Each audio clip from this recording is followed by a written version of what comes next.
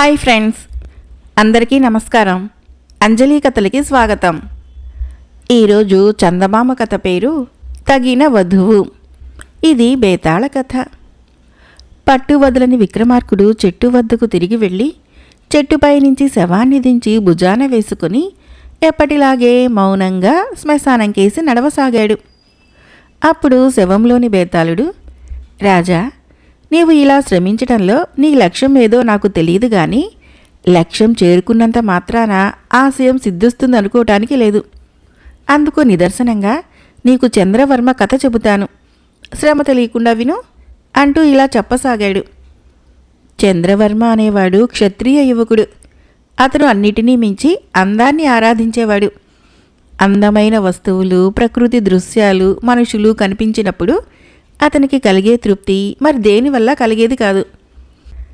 అతనికి పెళ్ళీడు వచ్చిందని తల్లిదండ్రులు అతని వివాహానికి ప్రయత్నాలు తలపెట్టారు. కానీ చంద్రవర్మ వారిని వారించి, నా పెళ్లి గురించి మీరేమీ ప్రయత్నించవద్దు, నాకు నచ్చిన కన్యను నేనే ఎంచుకొని పెళ్లాడతాను అని చెప్పేశాడు. ఒకరోజు అతను అడవికేసి వెళ్ళి అక్కడి ప్రకృతి సౌందర్యాన్ని చూసి ఆనందిస్తూ కొంతసేపు తిరిగాడు.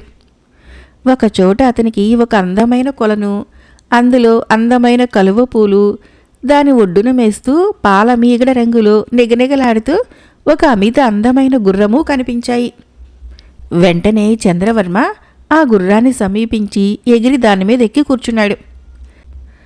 అతను ఎక్కిన మరుక్షణము ఆ గుర్రము పిచ్చి పట్టినట్లుగా శరవేగంతో పరిగెత్తుతూ అరణ్యంలోకి చాలా దూరం పోయింది.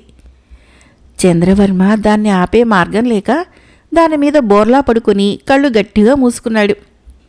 గుర్రం అలా చాలాసేపు పరిగెత్తి ఎక్కడో అతన్ని క్రింద పడేసి ఎటో వెళ్ళిపోయింది. క్రింద పడిన చంద్రవర్మకు స్పృహ తప్పింది. అతనికి తిరిగి స్పృహ వచ్చేసరికి తెల్లవారుతున్నది. పరిసరాలు అతనికి కొత్తగా ఉన్నాయి. సమీపంలోనే ఒక సెలయేరు పారుతున్నది. కొంచెం ఎగువ నుంచి తీయని పాట వినిపిస్తున్నది. ఆ పాట పాడుతున్నది ఎవరో స్త్రీ. పాట మాధుర్యానికి, కంఠశ్రావ్యానికి ముగ్ధుడై చంద్రవర్మ పాట వినిపించిన వైపుగా వెళ్ళి ఆశ్చర్యంతో స్తంభించిపోయాడు. అతనికి ఒక ముచ్చటైన తోట, దాని మధ్య ఒక అందమైన పర్ణశాల, తోటలో పూలు కోస్తూ పాడుతూ తెల్లబట్టలు ధరించి జుట్టు విరబోసుకొని ఒక అందమైన సుందరి కనిపించారు. ఆమె పాట ఆపగానే చంద్రవర్మ చప్పట్లు చరిచి, అద్భుతం, అపూర్వం అన్నాడు. ఆ అందగత్తె ఉలిక్కిపడి అతని కేసు చూసి, ఏమిటి అద్భుతం, ఏమిటి అపూర్వం అని అడిగింది అతన్ని. నీ పాట అద్భుతం, నీ సౌందర్యము అపూర్వము అన్నాడు చంద్రవర్మ పరవశించిపోతూ. ఆమె చిన్నగా నవ్వి, నా అందాన్నే ఇంత మెచ్చుకుంటున్నావు, ఆ కనిపించే కొండ దిగువన ఇదే సలియేటి ఒడ్డున ఉండే అందగత్తెని చూస్తే ఇంకా ఏమంటావో, ఉండు నీకు ఫలహారం ఏర్పాటు చేస్తాను అని పర్ణశాలలోకి వెళ్ళిపోయింది. చంద్రవర్మ ఆమె ఇచ్చే ఆతిథ్యం కోసం ఆగలేకపోయాడు. కొండ దిగువన ఉండే సుందరిని చూడాలని అతని మనసు తహతహలాడుతున్నది. అందుచేత అతను సెలయేరు వెంబడే నడుచుకుంటూ కొండకేసి వెళ్ళిపోయాడు. అతను కొండ దగ్గరికి చేరుకునేసరికి సాయంకాలమైంది. అక్కడ సెలయేటి ఒడ్డున ఇంకా పెద్ద తోట ఉన్నది. ఆ తోట మధ్య ఒక అందమైన ఇల్లు ఉన్నది. ఆ ఇంట్లో ఒక అప్సరసలాంటి ఆడది దీపాలు వెలిగిస్తున్నది. చంద్రవర్మ ఆమెను సమీపించి, ఈ ఇంట్లో నువ్వు ఉండగా వేరే దీపాలు దేనికి? నీ అంత అందగత్తెను నేనింతవరకు చూడలేదు అన్నాడు. ఆమె అతనికి అతిథి మర్యాదలన్నీ చేసి భోజనం పెట్టి పడుకోవటానికి హంసతూలిక తల్పం ఇచ్చింది. అతను తన అందాన్ని మరీ మరీ పొగుడుతూ ఉండటం చూసి ఆమె, కొండ మీద ఉండే అందగత్తెను చూసి ఉంటే నువ్వు నా అందాన్ని ఇంతగా పొగిడి ఉండవు, పొద్దు చాలా పోయింది, పడుకో అని తన గదికి వెళ్ళిపోయింది. ఈ మాట విన్నాక చంద్రవర్మకు వస్తున్న నిద్ర కాస్త పోయింది. ఆ కొండ మీది సుందరిని చూసేదాకా అతనికి ప్రాణాలు నిలిచేటట్టు లేవు. అతను నిశ్శబ్దంగా తలుపులు తెరుచుకొని బయటికి వచ్చి ఆ చీకట్లోనే కొండను ఎక్కనారంభించాడు. చంద్రవర్మ కొండపైకి చేరేసరికి సూర్యోదయం కావస్తున్నది. ఆ ప్రదేశం చాలా విశాలంగా ఉన్నది. అక్కడ అతను ఊహించినంత పెద్ద తోట ఉన్నది. దాని మధ్య గొప్ప భవనం ఉన్నది. అతను చూసిన సెలయేరికి జన్మస్థానమైన కోనేరు ఆ తోటలోనే ఉన్నది. ఆ కోనేట్లో ఒక అత్యద్భుత సౌందర్యవతి స్నానం చేస్తూ చంద్రవర్మకి కనిపించింది. అతను ఆమెను సమీపించి పారవస్యంతో, నువ్వే నా స్వప్న సుందరివి, నీలాంటి సౌందర్యవతి 3 లోకాలలోనూ లేదు, నిన్నే పెళ్లి చేసుకుంటాను అన్నాడు. వెళ్ళు వెళ్ళు, ఇక్కడ ఎక్కువసేపు ఉన్నావంటే నీ మాన ప్రాణాలు దక్కవు అంటూ ఆమె స్నానం ముగించి భవంతిలోకి వెళ్ళిపోయింది. చంద్రవర్మ హతాశుడై కొండ దిగి తాను లోగడ చూసిన 2 సుందరుల కోసము చూశాడు. కానీ వాళ్ళ జాడ అతనికి దొరకలేదు. అతను ఎలాగోలా తన స్వస్థలం చేరుకొని తల్లిదండ్రులు ఎన్నిక చేసిన పిల్లను పెళ్లాడాడు. బేతాళుడు ఈ కథను చెప్పి, రాజా, 3 లోకోత్తర సౌందర్యవతులను చూసిన మీదట చంద్రవర్మలో సౌందర్య పిపాస విజృంభించటానికి బదులు ఎందుకు హరించుకుపోయింది? మొదటి 2 సౌందర్యవతులు చూపిన ఆదరము 3 ఆమె ఎందుకు చూపలేదు? ఈ అనుమానాలకి సమాధానం తెలిసి కూడా చెప్పలేకపోయావో నీ తల పగిలిపోతుంది అన్నాడు. దానికి విక్రమార్కుడు, చంద్రవర్మలో ఉన్న లోపము సౌందర్య పిపాస కాదు, ఆ సౌందర్య పిపాసను తన వివాహంతో ముడిపెట్టడము. అతను సౌందర్యవతిని పెళ్లాడటానికి సిద్ధంగా ఉన్నా సౌందర్యవతి అతన్ని పెళ్లాడటానికి సిద్ధంగా ఉండకపోవచ్చు. 3వ సౌందర్యవతి విషయంలో అదే జరిగింది. అతను తన సౌందర్యాన్ని మెచ్చుకున్నందుకు ఆమె ఆగ్రహించలేదు, తనను పెళ్లాడతానన్నందుకు ఆగ్రహించింది. మొదటి 2 దగ్గర ఇది జరగలేదు. తన సౌందర్య పిపాస తనకు భార్యను తీసుకురాదని గ్రహించగానే చంద్రవర్మ తన తల్లిదండ్రులు చూసిన పిల్లను చేసుకున్నాడు అన్నాడు. రాజుకు ఈ విధంగా మౌనభంగం కలగగానే బేతాళుడు శవంతో సహా మాయమై తిరిగి చెట్టెక్కాడు. మరొక కథ పేరు హీరాట్ నివాసి అమీర్. ఈ కథను రచించిన వారు ఏసీ సర్కార్ గారు. చాలా కాలం క్రితము హీరాట్లో ఒక అమీర్ ఉండేవాడు. అతనికి 2 భార్యలు, 2 అందగత్తెలు, వివేకవంతులును. అందుచేత అమీర్కు వారిద్దరిపైన ప్రేమ ఉండేది. అయితే ఆయన పెడసరం మనిషి, ఒకరు చెప్పినట్లు వినే రకం కాదు. వారి వంశంలో చాలా కాలంగా మాంసము చేపలు తినకపోవటము ఆచారంగా ఉండేది. వాళ్ళు గుడ్లు మాత్రమే తినేవాళ్ళు. అమీరు నదురైన దుస్తులు, ఉంగరాలు, ఇతర ఆభరణాలు ధరించేవాడు. ఆయన భార్యలు కూడా అంతే. అతిథి మర్యాదలు చేయటము, బంగారము రత్నాలు దానం చేయటము, బిచ్చగాళ్లకు లేదనకపోవటము ఆయన ప్రధాన గుణాలు. ఆయనకు వేట అంటే చాలా ప్రీతి. వేట ఆయనకు ఎప్పుడూ అచ్చి వచ్చేది. మిత్రులతో కలిసి అరణ్యానికి వెళ్ళినప్పుడు తతిమ అందరికన్నా పెద్ద జంతువుల్ని ఆయనే కొట్టేవాడు. కాందహారు సుల్తాను చనిపోగా ఆయన కొడుకు సింహాసనం ఎక్కాడు. సింహాసనం ఎక్కితేనే కాని కాందహారు రాజకుమారులు వేటకు పోరు. సింహాసనం ఎక్కగానే కాందహారు రాజకుమారుడు పెద్ద ఎత్తున వేట చేయటానికి తన వెంట హీరాట్ అమీర్ను తీసుకుని పోవటానికి నిర్ణయించాడు. తనకు వేట అచ్చి వస్తుంది కనుక తన గొప్ప రాజకుమారుడికి చూపిద్దామనుకున్నాడు అమీరు. వేటకు పెద్ద ఎత్తున ఏర్పాట్లు జరిగాయి. అడవిలో గుడారాలు వేశారు. రేపు వేట అనగా అమీర్ వచ్చి చేరాడు. కాందహార్ సుల్తాను ఆయనకు ఎదురు వచ్చి స్వాగతం చెప్పాడు. ఆ రాత్రి విందులు వినోదాలతో సరదాగా గడిచింది. అమీరు సుల్తానుకు వేటలో కిటుకులు అనేకం చెప్పాడు. మర్నాడు ఉదయము బాకాల చప్పులతో వేట సంరంభము ఆరంభమైంది. అమీరు తన విల్లు బాణాలు తీసుకొని తన గుడారం నుంచి బయటకు అడుగుపెట్టగానే చెట్టు మీద నుంచి ఒక అడవి కోడి ఆయన కాళ్ల ముందు వాలి ఒక గుడ్డు పెట్టి పక్కకు ఎగిరిపోయింది. అమీర్ కాలు ఆ గుడ్డు మీద పడి ఆయన తొడుక్కున్న బంగారు నగిశీల పాదరక్షలు పాడైపోయాయి. తోబా తోబా, నా పాదరక్షలు పాడైపోయాయి అన్నాడు అమీర్. ఆయన సేవకుడు వచ్చి చప్పున ఆయన పాదరక్షలు మార్చాడు. ఆ రోజు అమీర్కు వేటలో ఘోర పరాజయం జరిగింది. ఆయన తన బాణాలతో ఒక్క పిచ్చుకను కూడా కొట్టలేకపోయాడు. ఆ వారా సుల్తాను ఒక చిరుతపులిని దుప్పిని కొట్టాడు. అమీర్ పరాజయము రెట్టింపైంది. శిబిరానికి తిరిగి వచ్చేటప్పుడు అమీరు వంచిన తల ఎత్తలేదు. అమీరు అవమాన భారంతో కుంగిపోతూ హీరాటుకు తిరిగి వచ్చాడు. ఇలా ఎందుకు జరిగిందో ఎంత ఆలోచించినా ఆయనకు అర్థం కాలేదు. ఇదంతా ఆ గుడ్డు ప్రభావమేనని ఆయనకు తోచింది. ఆయనకు గుడ్ల మీద అమితమైన కోపం వచ్చింది. ఆయన తన ఇంట్లో ఉన్న గుడ్లన్నింటినీ పగలగొట్టేసి పెట్టలను పుంజులను తన భవనం నుంచి తొలగించాడు. ఆనాటి నుంచి హీరాట్లో గుడ్ల మీద నిషేధం వచ్చేసింది. రోజులు నెలలు గడిచాయి. అమీర్ చిన్న భార్య ఒక మగబిడ్డను ప్రసవించింది. తర్వాత ఆమె ఆరోగ్యం చెడింది.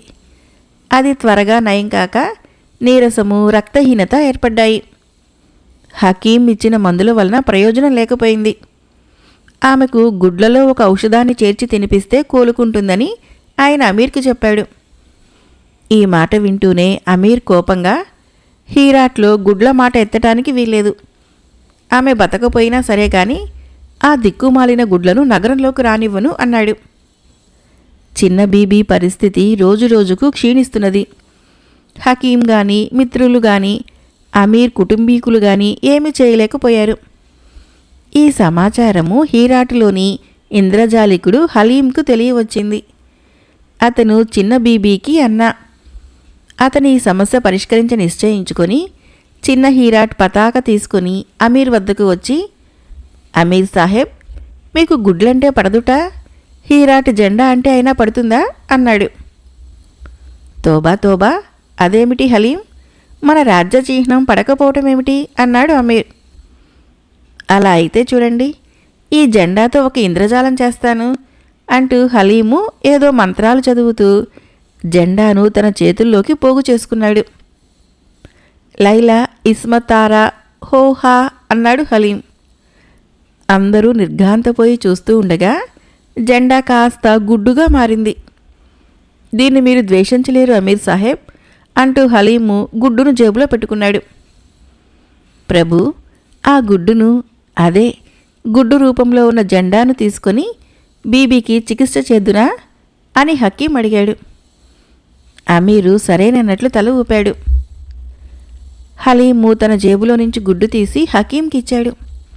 అతను హకీంతో, నా దగ్గర చాలా జెండాలున్నాయి, మీకు గుడ్డు కావలసినప్పుడల్లా నన్ను అడగండి అన్నాడు. గుడ్డుతో తయారు చేసిన ఔషధము చక్కగా పనిచేసింది. చిన్న బీబీ వేగంగా కోలుకొని పక్షం రోజులలో మామూలు మనిషి అయింది. వైద్యం చేసినందుకు అమీరు హకీంకు బోలెడన్ని అష్రఫీలు బహుకరించాడు. హకీం వాటినన్నింటినీ తీసుకుని పోయి హలీంకు చూపించి, ఇది పూర్తిగా మీకు చెందవలసిన బహుమానం, మీరు ఇచ్చిన గుడ్లతోనే బీబీ కోలుకున్నది అన్నాడు. అంతా నేను తీసుకోను, కావాలంటే సగం తీసుకుంటాను హకీం సాహెబ్ అన్నాడు హలీం. హకీము అష్రఫీలు ఎంచుతూ, హలీం, జెండా గుడ్డు ఎలా అయిందో కాస్త చెబుతావా? నేను ఎవరికీ చెప్పను, అల్లా మీద ఒట్టు అన్నాడు. చాలా తేలిక మిత్రమా, కాందహార్ నుంచి కొన్ని గుడ్లు తెచ్చాను. ఒకదానికి చిల్లి పెట్టి లోపలి భాగం శుద్ధి చేశాను. తర్వాత డొల్ల ఎండబెట్టి ఒక చిన్న సిల్కు జెండా కొనకు బంకరాచి గుడ్డు డొల్ల లోపల అంటించాను. నేను ఇంద్రజాలం చేసేటప్పుడు గుడ్డు నా ఎడమ చేతిలోనే కనిపించకుండా ఉన్నది. జెండాను నా చేతుల్లోకి తీసుకున్నప్పుడు నా ఎడమ చేతి చూపుడు వేలుతోనూ బొటన వేలుతోనూ దాన్ని లోపలికి తోసేశాను. నేను గుడ్డు చూపించినప్పుడు జెండా దానిలోనే ఉన్నది. నేను రెండోసారి తీసి ఇచ్చినది నిజమైన గుడ్డు, అది ముందుగానే నా దగ్గర ఉన్నది. తర్వాత ఇచ్చిన గుడ్లన్నీ కాందహార్ నుంచి తెచ్చినవే అన్నాడు హలీం. నీ ఇంద్రజాలము దొడ్డది, దానికి తిరుగులేదు అన్నాడు హకీం ఉత్సాహంతో హలీం చేయి పట్టుకొని. మరొక కథ పేరు దొరికిన దొంగ. ఈ కథను రచించిన వారు బి శోభగారు. పూర్వము గిరివ్రజపురాన్ని మణిపాలుడు అనే రాజు పరిపాలించేవాడు. అతడు గొప్ప దైవభక్తి, యుక్తి, ఔదార్యము కలవాడు. ఆ రాజవంశంలో ఒక ఆచారం ఉండేది. రాజు ప్రతిరోజు తమ కులదేవత అయిన ప్రభామణీదేవికి ఒక మణి అలంకరించి పూజ చేసి, అలా పూజ చేసిన మణులని ఒక బంగారు పెట్టెలో పెట్టి ఏడాది పూర్తయి దేవికి ఉత్సవం జరిగిన రోజున యోగ్యులైన పేద బ్రాహ్మణులకు దానం చేసేవాడు. తరతరాలుగా వస్తున్న ఈ ఆచారాన్ని ఉల్లంఘిస్తే కీడు మూడుతుందని రాజు నమ్మకం. రోజు పూజ ముగిసిన అనంతరము రాజు మణిని తీసి భద్రశీలి అనే తన కోశాధికారికి ఇచ్చేవాడు. భద్రశీలి అందరి సమక్షంలోనూ ఆ మణిని బంగారు పెట్టెలో పెట్టేవాడు. ఆ పెట్టెకు తాళపు చెవులుండేవి. ఒకటి రాజు వద్ద, రెండవది భద్రశీలి వద్ద ఉండేది. భద్రశీలి 25 ఏళ్లుగా రాజును సేవిస్తూ విశ్వాసపాత్రుడని పేరు తెచ్చుకున్నాడు. ఒకరోజు మణిపాలుడు కొలువు తీరి ఉండగా భద్రశీలి విచారవదనంతో రాజుకి ఇలా విన్నవించుకున్నాడు. రాజా, మహాపచారం జరిగిపోయింది. ఈ దుర్వార్త తమతో ఎలా మనవి చేయాలో నాకు తెలియటం లేదు. మీరు అభయం ఇస్తే చెబుతాను. బంగారు పెట్టెలో 20 మణులు తగ్గి కనపడుతున్నాయి. ఈ ఘోరమైన దొంగతనం ఎలా జరిగినది అంతుబట్టకుండా ఉన్నది. ఆ పెట్టె తాళపు చెవులు మీ వద్ద, నా వద్ద మాత్రమే ఉన్నాయి.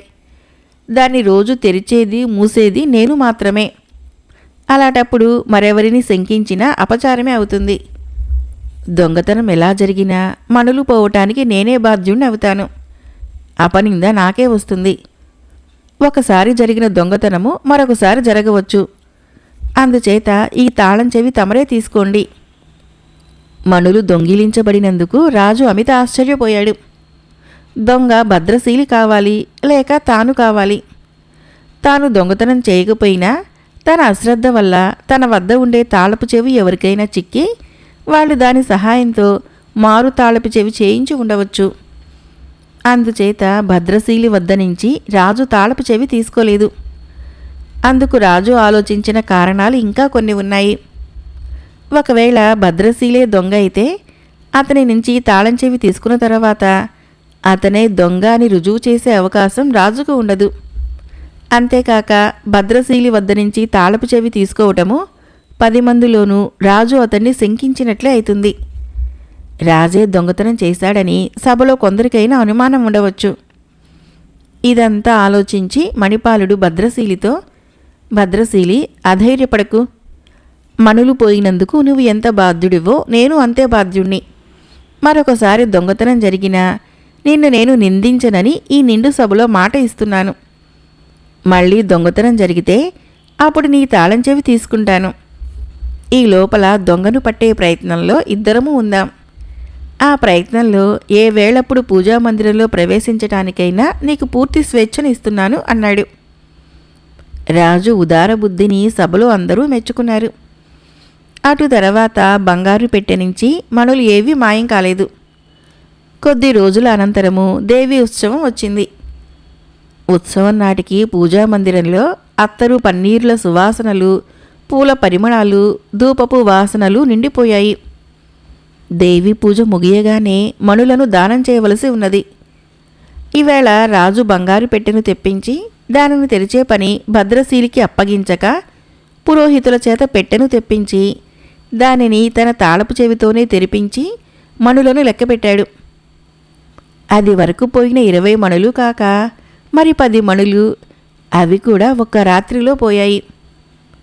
తాళపు చెవి చేతపట్టుకొని సిద్ధంగా ఉన్న భద్రశీలి ఈ మాట వింటూనే కుప్పకూలిపోయి బోర్న ఏడవసాగాడు. మణిపాలుడు అతనితో, భద్రశీలి, ఎందుకు విచారిస్తావు?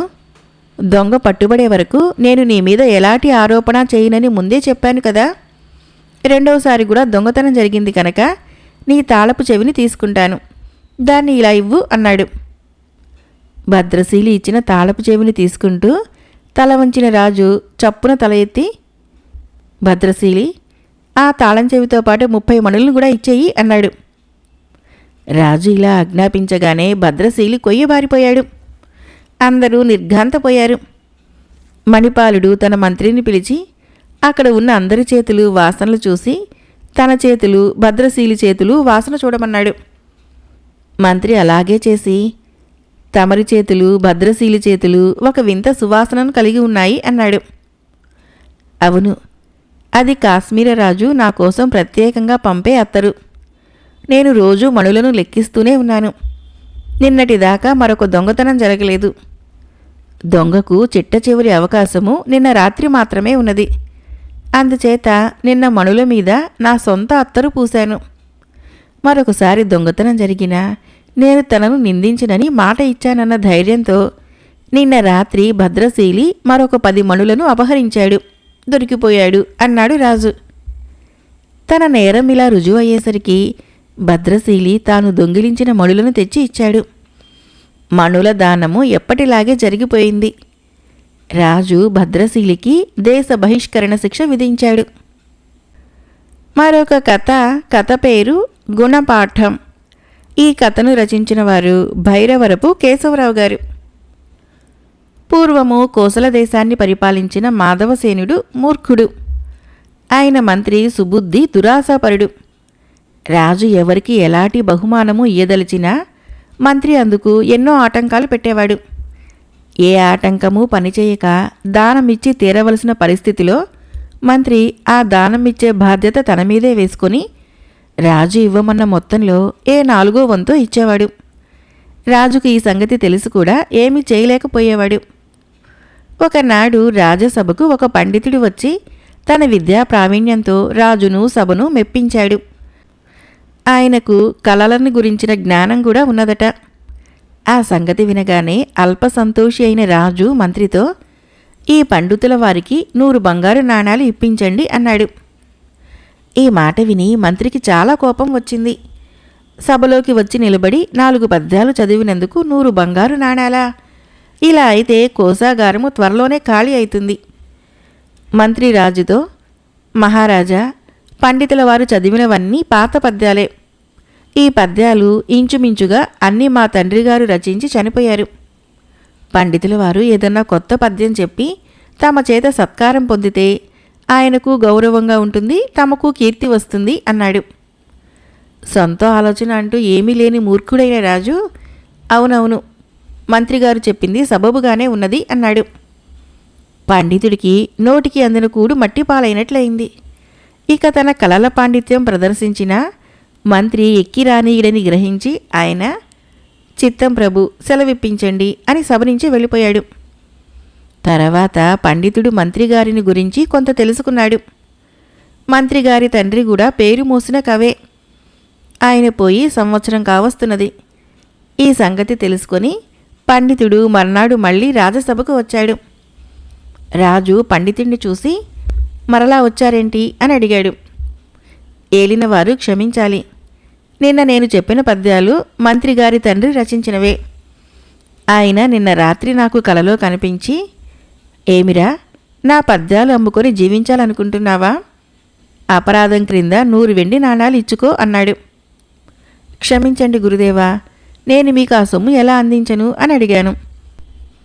అందుకు ఆయన, నా కొడుకు నాకు తర్పణం విడిచేటప్పుడు వాటిని చేతిలో ఉంచుకుంటే చాలు, అవి నాకు చేరతాయి అన్నాడు. మంత్రిగారు నన్ను అనుగ్రహించి ఆ నాణాలు వారికి చేర్పించవలసిందని నా ప్రార్థన అన్నాడు పండితుడు. రాజుకి పండితుడు మాటలపైన విశ్వాసం కుదిరింది. మంత్రి సుబుద్ధికి మటుకు పండితుడి తెలివి తక్కువ చూసి నవ్వు వచ్చింది. ఆయన పండితుడి నుంచి 100 వెండి నాణాలు సంతోషంగా పుచ్చుకున్నాడు. కొంతకాలం జరిగింది. తిరిగి ఒక రోజున పండితుడు సభకు వచ్చాడు. రాజు పండితుడిని చూసి రహస్యంగా, మళ్ళీ ఏదైనా కల వచ్చిందా అని అడిగాడు. పండితుడు బాధగా ముఖం పెట్టి మంత్రి వైపుకు చూసి రాజుతో, అవును మహారాజా, మరలా కల వచ్చింది. మంత్రిగారి తండ్రి గారు కనిపించారు. ఆయన నా కేసు కోపంగా చూసి, ఏమిరా, అపరాధం చెల్లించావు కావు, శపించమంటావా అన్నారు. అందరూ చూస్తుండగానే నేను మంత్రిగారికి వెండి నాణాలు సమర్పించుకున్న సంగతి విన్నవించాను. కానీ అవి ఆయనకు చేరలేదట. మా అబ్బాయిని స్వయంగా తెచ్చి ఇవ్వమను అన్నారు ఆయన అన్నాడు. రాజు ఆశ్చర్యపోయి మంత్రి కేసు చూశాడు. మంత్రికి పచ్చి వెలగకాయ గొంతుకు అడ్డం పడినట్లయింది. రాజు మంత్రిని, డబ్బు మీ తండ్రి గారికి అందలేదట, మీరు దాన్ని తర్పణంలో విడవటం మరిచారా అని అడిగాడు. మంత్రి నసుగుతూ, తర్పణం విడిచాను ప్రభు అన్నాడు. రాజు పండితుడి కేసు తిరిగి, మంత్రిగారు స్వర్గం ఎలా వెళ్ళగలరు అని అడిగాడు. నాకు అదే సందేహం వచ్చింది ప్రభు. ఆ సందేహాన్ని మంత్రిగారి తండ్రి గారే తీర్చారు. మంత్రిగారిని యజ్ఞపశువుగా చేసి మీ చేత యజ్ఞం చేయించమన్నారు. 9వ రోజున మంత్రిగారు స్వర్గానికి ఎగరగలుగుతారట అన్నాడు పండితుడు. మంత్రికి పై ప్రాణాలు పైనే పోయినట్లయింది. మూర్ఖుడైన రాజు పండితుడు మాటలు నమ్మి తనను యజ్ఞ పశువుగా చేసి యజ్ఞం చేస్తాడు. 9 రోజుల పాటు తనకు ఆహారము నీళ్లు ఉండవు. తనను యూపస్తంభానికి కట్టి ఉంచుతారు. ఇదంతా పండితుడి కల్పన అని చెప్పినా ఇప్పుడు రాజు నమ్మడు. పండితుడి ప్రభావం ఎటువంటిదో మంత్రికి ఇప్పుడు అర్థమైంది. రాజు యజ్ఞానికి ఏర్పాట్లు చేశాడు. మంత్రికి పసుపు బట్టలు కట్టి ఒక స్తంభానికి బంధించారు. పండితుడు బ్రాహ్మణులను తెచ్చి మంత్రాలు చదివించుతూ యజ్ఞం సాగించాడు. మొదటి రోజు గడిచేసరికే మంత్రి నీరసించిపోయాడు. నిలబడి ఉండటానికి కూడా కాళ్ళు పీకుతున్నాయి. బంధాలకి చేతులు నొచ్చుకుంటున్నాయి. 2వ రోజు 3వ రోజు గడిచాయి. తాను బతికి ఉన్నది లేనిది మంత్రికి తెలియటం లేదు. ఆ రాత్రి ఆయన పండితుడిని రహస్యంగా తన వద్దకు పిలిపించి ఏడుస్తూ, బాబూ, నీకు నేను అన్యాయం చేశాను. రాజు నీకు ఇస్తానన్న డబ్బుతో పాటు అపరాధం క్రింద 500 వెండి నాణాలు కూడా ఇచ్చుకుంటాను. నన్ను రక్షించు అన్నాడు. నువ్వు ఎందరి పొట్టలో కొట్టావు. వాళ్ళ ఉసురు నీకు తగిలి తీరాలి. 9వ నాటికి గాని నీ పాపం పరిహారం కాదు అన్నాడు పండితుడు. బాబాబు, నాకు బుద్ధొచ్చింది, నన్ను క్షమించు. ఇక ఎన్నడూ ఇలాంటి దుర్మార్గపు పనులు చేయను అని మంత్రి ప్రాధేయపడ్డాడు. పండితుడు రాజును కలిసి, మహారాజా, మంత్రిగారి తండ్రి మరొక మారు కలలో కనిపించి యజ్ఞంతోనే తనకు తృప్తి కలిగిందని, అపరాధం తనకు ముట్టినట్లే అనుకోమని, మంత్రిగారిని విడిచిపెట్టి యజ్ఞం ఆపు చేయించమని అన్నారు అని చెప్పాడు. రాజు తల ఊపుతూ, సరే, అలాగే చేద్దాము అన్నాడు. తర్వాత మంత్రి పండితుడికి తాను ఇస్తానన్నదంతా ఇచ్చేశాడు. పండితుడు సంతోషించి మరొక రాజ్యానికి తరలి వెళ్ళిపోయాడు. మరొక కథ పేరు తృప్తి లేనివాడు. ఇది చువాంగ్ జానపద కథ. చాలా కాలం క్రితము చువాంగ్ రాష్ట్రంలో ఒక గొప్ప శిల్పి ఉండేవాడు.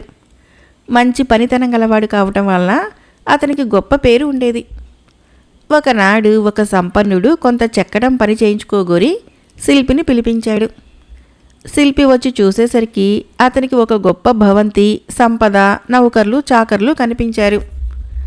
అదంతా చూసేసరికి శిల్పికి కన్ను కుట్టింది.